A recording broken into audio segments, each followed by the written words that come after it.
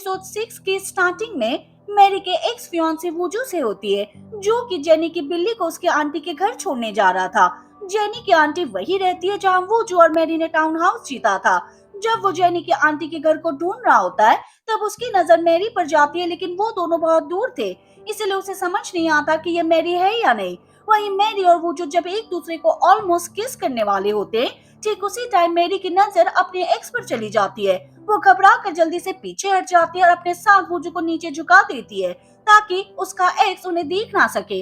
अब ऊपर की बैल्कनी से बस एक झलक देखने के बाद मैरी के एक्स वूजू को डाउट होता है कि वो शायद मैरी ही थी, इसलिए वो घर की डोर बेल बजाने लगता है ताकि कंफर्म कर सके, लेकिन कोई भी रिस्पॉन्स नहीं देता। वूजू सोचता है कि शायद उसे गलतफहमी हुई है, इसलिए वो वहाँ से चला जाता है। वूजू की फैमिली अब तक इस बात से अनजान है कि उसका जेनी से ब्रेकअप हो चुका है। थोड़ी देर बाद मैरी वूजू को बताती है कि उस दिन मेरे एक्स ने मुझे कॉल किया था और कहा कि वो सियोल वापस आ गया है, कहीं उसे पता तो नहीं चल गया कुछ। वो जो उसे शांति से कहता है कि अगर पता होता तो वो यहाँ से नहीं जाता। वैसे तुम्हें उसे सच्चाई बता देनी चाहिए, अगर जरूरत पड़ी तो हम दोनों मिलकर इस घर को बचाने के लिए उसे भी अपनी टीम में शामिल कर लेंगे। लेकिन मेरी तुरंत मना कर देती है और कहती है कि मैं अपने एक्स के साथ काम करने से तो अच्छा ही है कि मैं पकड़ी जाऊं। वो जो उसे समझाता है कि तुम्हें इमोशनल नहीं, प्रैक्टिकल होके सोचना चाहिए। अभी तुम्हें लोन भी भरना है और अभी तुम्हें इस घर की सबसे ज्यादा जरूरत है। दूसरी तरफ देखते हैं कि मॉर्निंग रन के दौरान जिनयोंग की टीम की एक लड़की को अचानक से कार्डियक अरेस्ट आ जाता है। उसे सांस लेने में प्रॉब्लम होने लगती है। जिनयोंग उस लड़की की हेल्प करती है और सीपीआर देने लगती है जब तक एम्बुलेंस नहीं आ जाती। लेकिन तभी वहाँ दो लड़के आकर उसका वीडियो और फोटो निकालने लगते हैं। उस लड़के का फ्रेंड उसे मना करता है कि ऐसा करना गलत है, पर पहले वाला लड़का नहीं मानता। तभी वहाँ पर सैंग ड्यून आता है और ये सब देख लेता है और तुरंत अपनी जैकेट जिनयोंग पर उड़ा देता है और उसे हटाकर खुद ही उस लड़की को सीपीआर देने लगता है।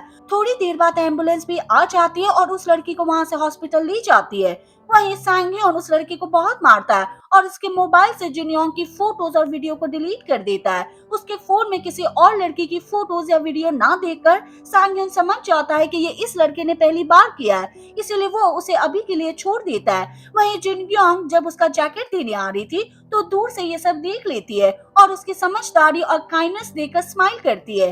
वहीं कंपनी में दिखाते हैं कि मैरी उनके नए प्रोडक्ट की न्यू पैकेजिंग डिजाइन की प्रेजेंटेशन दे रही होती है। हालांकि मैरी के आइडियाज सबको काफी पसंद आते हैं और पूरी टीम उसकी क्रिएटिविटी की तारीफ करती है। बाद में जब मैरी अपने ऑफिस आती है तो वहाँ उसका एक्स पहले से उसका वेट कर रहा होता है। मैरी उसे देखकर शॉक हो जाती है, फिर भी उससे बात करने के लिए रेडी हो जाती है। अब वो जो मैरी को पुरानी यादें दिलाने लगता है, जैसे वो जब साथ में थे तो कितने हैप्पी थे। लेकिन मैरी डायरेक्ट पूछती है कि तुम्हारी गर्लफ्रेंड कहाँ पर है। वो जो बताता है कि मैंने उससे ब्रेकअप कर लिया है क्योंकि मैं तुम्हारे बिना नहीं रह पा रहा था। लेकिन इस बार मेरी उसकी बातों में नहीं आती और उसे जरा सा भी भाव नहीं देती। वो जो अभी भी ट्राई करता है ताकि मेरी उसके लिए सॉफ्ट हो जाए, लेकिन मेरे गुस्से में कहती है कि तुमने मुझे बहुत हर्ट किया और अब मैं तुम्हें बिल्कुल भी प्यार नहीं करती, इसलिए प्लीज यहाँ से चले जाओ।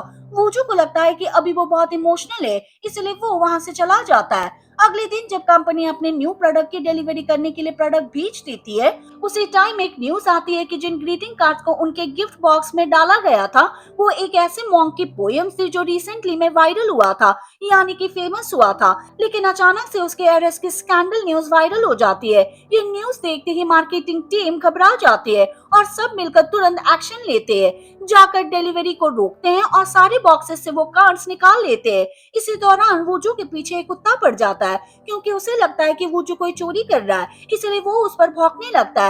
जैसे ही उस पर अटैक करने वाला होता है, तभी मैरी आकर 1 मिनट में उस कुत्ते को संभाल लेती है, उसे अपना स्नैक्स का एक टुकड़ा देकर। वहीं वूजू की जान में जान आती है। वैसे पूरी मार्केटिंग टीम थोड़ी सी मेहनत और टीम वर्क के बाद वो सिचुएशन संभाल लेते हैं और सरप्राइजिंगली सेल्स बहुत सक्सेसफुल रहती है। लेकिन जब वूजू मेरी को ऑफिस छोड़ने जा रहा होता है, तब उसका एक्स उसे बार बार कॉल कर रहा होता है। हालांकि मेरी उसका कॉल रिसीव नहीं करती। वूजू कहता है कि कॉल रिसीव कर लो, देखो तो सही वो क्या कहना चाहता है। मैरी कहती है कि वो मेरे ऑफिस आया था और पूरी बात वूजू को बताती है, जिससे वूजू थोड़ा जेलस फील करता है लेकिन दिखाता नहीं। वहीं घर पर एक्स वूजू को अपनी बहन से पता चलता है कि उसकी और मैरी की मॉम के बीच कुछ दिन पहले बहुत ज्यादा लड़ाई हुई थी जब वो हांगकांग में था। अब ये सुनकर उसका दिमाग खराब हो जाता है कि इन्होंने ये क्या किया।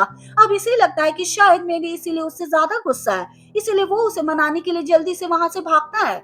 वहीं वो जो मेरी के साथ उसके ऑफिस में होता है और बातों बातों में मेरी कहती है कि मुझे कभी भी अपने एक्स के साथ नहीं होना, मैंने इस बारे में बहुत सोचा है। वो जो कहता है फिर तो मैं तुम्हारा फेक हस्बैंड बनने की एक्टिंग लास्ट तक करता रहूंगा।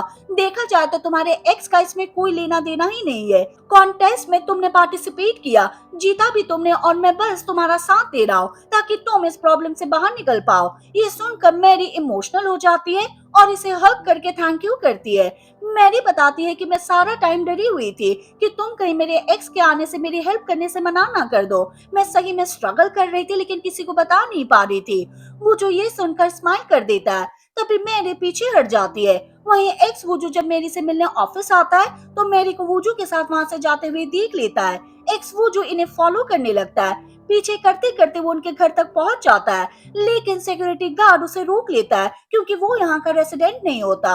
वहीं वो जो जब मेरी को ड्रॉप करके जाने लगता है तो सांग ह्यून को उसके घर से बाहर आते हुए देख वो जो छुपते छुपाते मेरी के साथ घर ही आ जाता है और सांग ह्यून का वहां से जाने का वेट करने लगता है। तभी इसे शावर हैंडल दिखाई देता है तो वो मैरी के वॉशरूम में वो शावर हैंडल लगाने में हेल्प कर देता है, लेकिन इसी बीच उसे गलती से शावर ऑन हो जाता है और वो पूरी तरह से भीग जाता है। थोड़ी देर बाद वो जो अपने बाल सुखा रहा होता है और मैरी उसकी शर्ट को, हालांकि वो जो शर्माते हुए मैरी से पूछ ही लेता है कि अगर तुम फ्री हो तो हम लंच पर चले। मैरी कहती है कि हाँ क्यों नहीं। दोनों के बीच एक प्यारी सी ऑकवर्डनेस होती है। अगले सीन में एक वुजू को देखते हैं। गार्ड वुजू से पूछता है कि तुम कहाँ पर जाना चाहते हो। वो जो जेनी की आंटी का एड्रेस बताते हुए कहता है कि मैं उनसे मिलने आया हूँ, इसलिए अब वो उसे अंदर जाने देते हैं। जब एक्स वुजू मेरी के घर तक आता है तो वुजू को वहां से जाते हुए देख लेता है। उसके बाद जब मेरी गार्बेज फेंकने घर से बाहर निकलती है तब उसका एक्स वुजू उसके सामने आता है और उसे लगता है कि जो अभी गया है मेरी उसके लिए हाउसकीपिंग का काम करती है। मैरी बताती है कि ये उसका फ्रेंड का घर है और वो थोड़े दिन यहाँ रहकर जैसे तैसे मैनेज कर रही है। अब एक्स वो जो फिर से मेरी से माफी मांगने लगता है और फोर्सफुली उसके घर में एंट्री करने का ट्राई करता है, चाहे मेरी लाख बार उसे मना कर दे। बल्कि वो उसे जितना अपने घर से निकालने का ट्राई करती है वो उतना ही घर में घुसा चला जाता है और अब मेरी से बहस करना भी स्टार्ट कर देता है। ऊपर से अपनी गलतियों की माफी मांगने की जगह अब वो उल्टा उसे ब्लेम करना स्टार्ट कर देता है कि क्या तुम मुझ पर पहले से चीट कर रही थी, बताओ तुमने अपने बॉयफ्रेंड को कहाँ पर छुपा कर रखा हुआ है। ये सब सुनकर वो बहुत ही हर्ट हो जाती है। हालांकि मेरी डर रही होती है कि कहीं वो उसकी मैरिज वाली फोटो देख ना ले, इसीलिए वो ताली बजाकर लाइट बंद कर देती है, फिर उसे बाहर निकालने का ट्राई करती है। इसी चक्कर में वो जो का पैर फिसल जाता है, वो इतनी बुरी तरह से गिरता है कि हॉस्पिटल ले जाना पड़ता है। डॉक्टर उसका चेकअप करके बताते हैं कि उसके हाथ की हड्डी में छोटा सा फ्रैक्चर आ गया है। अब ये सुनते ही मेरी को गिल्ट फील होने लगता है। ये देखते ही वो जो भी अपने हालत का फायदा उठाते हुए मेरी के सामने बेचारा बनने की एक्टिंग करता है और कहता है कि मुझे तुम्हारी वजह से चोट आई, इसलिए तुम्हें मेरा ख्याल रखना होगा क्योंकि मेरी मॉम और बहन 3 दिन के लिए घूमने गए। अगर तुम भी चली गई तो मेरा ख्याल कौन रखेगा। ये सुनकर ही मेरी परेशान हो जाती है, लेकिन इंसानियत के खातिर उसका ख्याल रखने के लिए मान जाती है। अगले सीन में हांगू को देखते हैं जिसके अब डार्क साइड सामने आने लगा था क्योंकि मिस्टर को की वाइफ कंपनी में आकर पिलनियन से मिलती है क्योंकि वो कंपनी की चेयरवुमन है। उन्हें एक डॉक्यूमेंट देती है जिसमें फाइनेंशियल फ्रॉड के पूरे प्रूफ होते हैं। पिलनियन ये देखकर शॉक रह जाती है कि कंपनी में से बहुत बड़ी अमाउंट चोरी की गई थी। जब ये बात हांगू को पता चलती है तो वो अपना स्कैम छुपाने के लिए किसी लेडी को कॉल करते हैं और कहता है कि सारे रिकॉर्ड्स डिलीट कर दो। तब खुलासा होता है कि ये लेडी कोई और नहीं बल्कि इसकी सेकंड वाइफ है जो यूएस में रहती है और उनका एक बच्चा भी है। थोड़ी देर बाद वो जो हांगू के लिए कॉफी लेकर आता है, लेकिन गलती से हांगू के हाथ से उन फ्रॉड वाले डॉक्यूमेंट पर गिर जाती है। वूजू ये देखकर साफ करने लगता है, लेकिन तभी वूजू की नजर इस डॉक्यूमेंट पर पड़ती है। वो हांगू से कुछ नहीं पूछता। हांगू भी जल्दी से वो डॉक्यूमेंट अपने हाथ में लेकर वूजू को वहाँ से भेज देता है। वहीं एक्स वूजू अपनी हालत का फायदा उठाते हुए मैरी से अपनी खूब सेवा करवा रहा होता है और साथ ही उसे फिर से अपने पुराने दिन याद दिलाने का ट्राई करता है, लेकिन उस पागल को क्या पता कि मेरी पर अब उसकी बातों का कोई असर नहीं होने वाला। वहीं जिन योंग को देखते जो सांग योंग का उसका जैकेट लौटाने आती है, और साथ ही उसे अपने फेवरेट स्नैक्स देती है थैंक यू के तौर पर। सांगयोन कहता है कि इसकी जरूरत नहीं थी, मेरी जगह और कोई भी होता वो भी तुम्हारी ऐसी ही हेल्प करता। ये कहकर ही वहां से चला जाता है। हालांकि जुनियोंग को समझ ही नहीं आता कि उसका दिल तेजी से क्यों धड़क रहा है। अगले सीन में वो जो मैरी का एक रेस्टोरेंट में वेट कर रहा होता है, लेकिन जब वो नहीं आती तो वो मैरी को कॉल करके पूछता है कि तुम कहाँ रह गई। मैरी बताती है कि मैं लंच के लिए नहीं आ सकती क्योंकि मैं हॉस्पिटल में रहकर अपने फ्रेंड का ख्याल रख रही हूँ। इसलिए वो जिनयोंग से मिलने का प्लान करने लगता है और उससे मिलने के लिए हॉस्पिटल आ जाता है। तभी वो जो मैरी और उसके एक्स को साथ में देखकर शॉक हो जाता है। वहीं मैरी भी वोजू को यहाँ पर देखकर हैरान हो जाती है। उसका एक्स ऐसे दिखाने का ट्राई करता है कि भाई मैरी तो मेरी ही है, जबकि मैरी को उसका टच करना बिल्कुल भी अच्छा नहीं लग रहा होता है। वो जो ये देखकर समझदारी से उसके एक्स को मैरी से दूर करता है और फोर्सफुली खुद ही उसे उसके रूम तक छोड़ने चला जाता है ताकि वो मैरी को और परेशान ना करे। बाद में मैरी वूजू को सब सच बता देती है कि कैसे वूजू गिरा और उसके हाथ में फ्रैक्चर आ गया। वूजू उसे डांटता है कि मुझे कॉल क्यों नहीं किया। मैरी कहती है कि मैं तुम्हें परेशान नहीं करना चाहती थी और सरप्राइज होते हुए पूछती है कि तुम्हें इतना गुस्सा क्यों आ रहा है। तभी वो जो थोड़ा हिचकिचाते हुए बोल देता है क्योंकि मुझे अच्छा नहीं लगता जब कोई लड़का तुम्हारी इतना करीब आता है, शायद मैं तुम्हें लाइक करता हूँ। ये सुनकर मेरी शॉक हो जाती है और उसे देखते ही रह जाती है। हालांकि दोनों अंदर ही अंदर हैप्पी होते हैं क्योंकि अब उनका ये फेक मैरिज अब दिल से रियल लगने लगा है। और इसी के साथ ये एपिसोड खत्म हो जाता है। हम मिलेंगे नेक्स्ट वीडियो के साथ। Thank you for watching.